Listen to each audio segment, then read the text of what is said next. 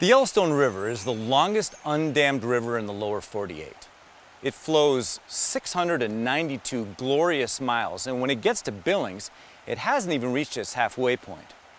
This river brings life and economy and flourishing wherever it goes, and we are lucky to live along its banks.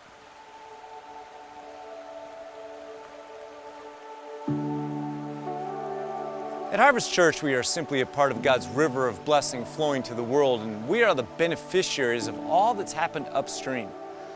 Hawthorne Evangelical Church was a vibrant church on Main Street in the Billings Heights. As time passed and water flowed, the church grew older in age but not in zeal. They realized they weren't reaching people with the gospel like they wanted, so they quietly sold their building and bought 5 acres of land near Skyview High School and put money in the bank for a new church they hoped would start one day. 10 years later, one did. That's us, Harvest Church. And by the way, we knew that God was going to do more than those gracious 5 acres could sustain, so we bought 29 acres and sold the 5 to start Journey Church in Bozeman. It's those kinds of defining moments that change the course of the river for the better, and we've got a change of course coming. This month we turn 19 years old. That means I'm getting old. In years, but not in zeal. And like Hawthorne, we've got more people to reach and love and serve and care for.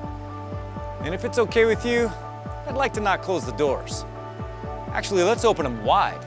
Let's undam the river. Let's do something together that will change the course and the trajectory of our church and bring blessing to our community and help us reach our redemptive potential.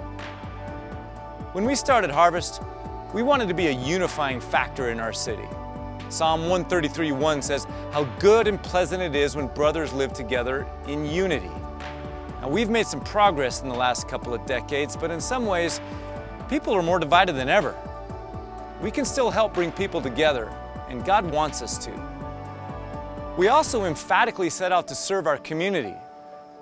You see, we follow the one who said he did not come into the world to be served, but to serve and to give his life away for many. So if we follow him, we better be doing the same things. We decided we wanted to be so tangible and so relevant that even the most ardent critic of Christianity would be bummed if we ceased to exist. Even Jesus' enemies knew that he was bringing good and healing to their communities. We've done a lot over the years, serving Skyview High School, Compassion Weekend, orphan care and car care, poverty relief, and helping people grieve. We've planted churches and campuses, and we've turned campuses into churches. We've served the countries of Ethiopia and Bolivia. We built the Oasis Water Park. We've hosted Celebrate Freedom and the Leadership Summit. We're involved in the very fabric of our community. We built a gym as a multi-use facility that converts to a sanctuary for worship on Sunday, and we've used it hard. But God is calling our church to more, because the church we are is not the church God's calling us to be. And now we're about to do something that changes the very course of the river, because the river needs to change course. Something that adds water to the watershed. I'm excited to introduce you to Headwaters.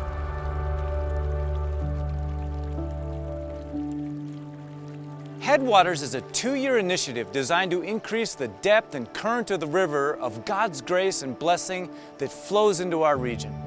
We're going to renovate our current building to become a premier children and youth space.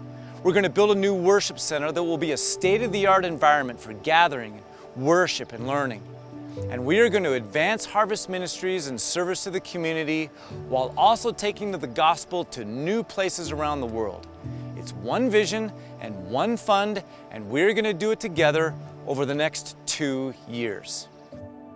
Now, you may have noticed that God is doing something new and special at Harvest Church.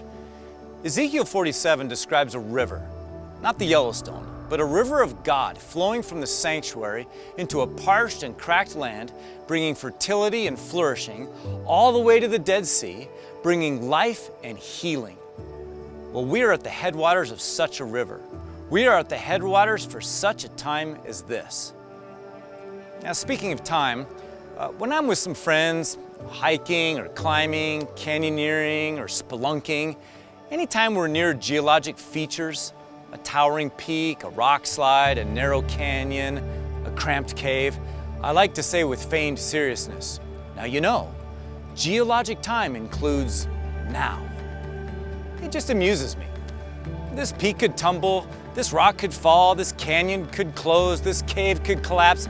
It raises the pucker factor, the fun factor. Geologic time includes right now.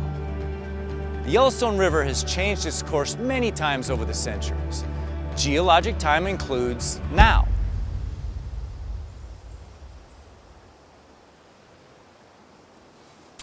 Thankfully, it's not right now, but it's gonna. Our church is gonna too.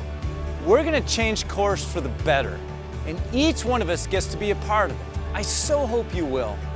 Our goal is that 100% of our church will participate, that we will each become just a drop, which becomes a torrent, which changes the course of our church as the gospel changes the course of lives everywhere in the valley. As the Yellowstone River flows uninterrupted, we want to see the gospel do that too. Maybe we should call this undammed. But for obvious reasons, we'll call it Headwaters.